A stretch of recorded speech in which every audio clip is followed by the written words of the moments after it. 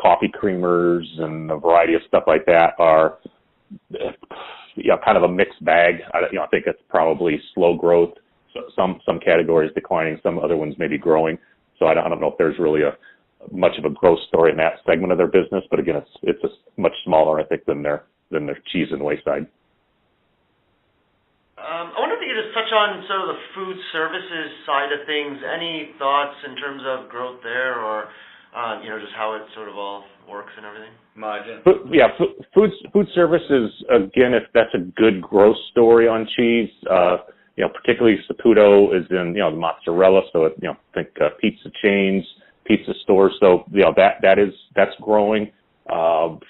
Food service, the quick service restaurants, McDonald's, and those are a little more sensitive to economics and things like that. So there's some growth there. So overall, food service is growing. So the sales into that would be directionally positive. Similar to retail, it's also quite a competitive area, particularly when you get into a lot of products in food service are really bulk wholesale type of products that is really commoditized. So whereas if Saputo's dealing with their retail brands with a retailer, they've got some of those that command a higher margin. Once you're over in food service, there really isn't much ability to extract a higher margin from a brand. So you're really competing on price, and in that environment, it ends up being usually a lower margin business. Probably higher volumes at times, depending on who the customer is, but it is just pretty much by definition it's kind of a commodity type of business that is quite competitive. And maybe one last one for me was in Canada it sounds like Parmalat was a pretty big disruptor. Anyone specifically in the U.S. that you could see as being a big disruptor? Or has been a big disruptor? Well, I'd say given all the stuff that they've done in the last decade or so, Saputo would be, they have been a disruptor. Agripure, by just the nature of what they've been doing in terms of buying businesses and plants and their growth has been a disruptor, but not necessarily. Agripure in the U.S. Does not do brands. They don't have consumer brands. So that really, I can't say they've been much of a disruptor from that standpoint. Kraft has not been a disruptor. With the 3G model is a very different business than what it has been in the past. And if you follow them at all, you know that they've been challenging with lower volumes over the last few years. So that model hasn't been working for them in that respect.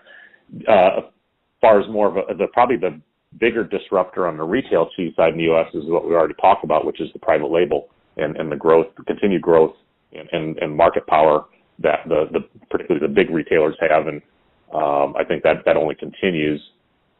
And in terms of other, Saputo's kind of in an interesting spot to where they're competing both in the wholesale and the retail markets, and there's really very few like that. So from that standpoint, their diversification helps, but they also have probably more battles to more lines to defend and more to fight than a company that's more concentrated just on wholesale or retail.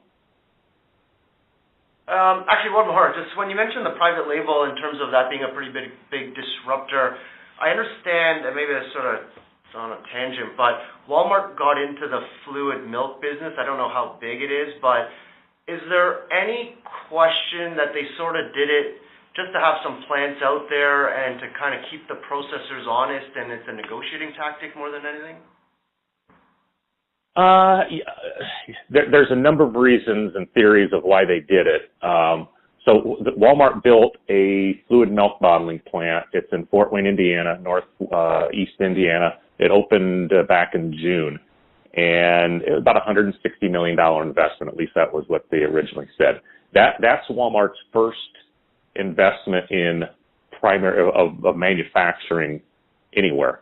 And for them, it's revolutionary.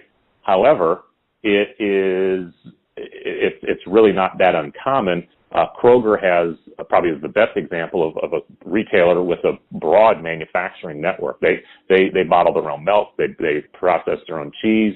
They make bread. They have a number of manufacturing plants around the country. H-E-B, Publix. I can start listing off other retailers that have Safeway, Albertsons, that have their own milk bottling plants. They make their own ice cream. They do different things in dairy and maybe a few other products. So while it looks like what Walmart did was revolutionary, it actually is kind of what these other retailers have been doing for a long time. So part of it is, I think as they get smarter around fluid milk bottling, and then having more knowledge about that as they negotiate with their suppliers for their milk. So that's got to be part of it. But another part is they have they want basically more control over the supply chain, and most of the milk that Walmart's been buying, the milk is produced on the farm. The farmers belong to a cooperative. The cooperative sells it to a Dean's plant. The Dean's plant bottles that and puts the Great Value brand on it to sell it to Walmart. So there's several different steps in there that Walmart sees as probably inefficient.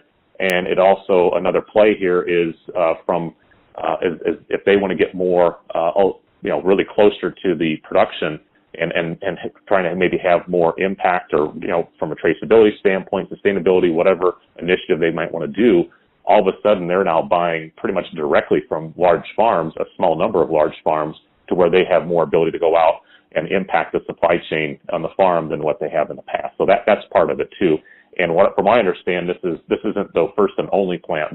If this goes as planned or well, my understanding is that they'll look at doing additional plant investments in milk, and they're also looking at maybe other products as well. And Costco they're looking around to make investments. Right now they don't have investments in manufacturing on dairy. They're building a chicken processing plant. Could they be the next one to build a milk processing plant? Okay. Interesting. Yeah, thanks very much for the time then. Okay, you're welcome. Cheers. Talk to you guys. Have a good day. Cheers. Bye.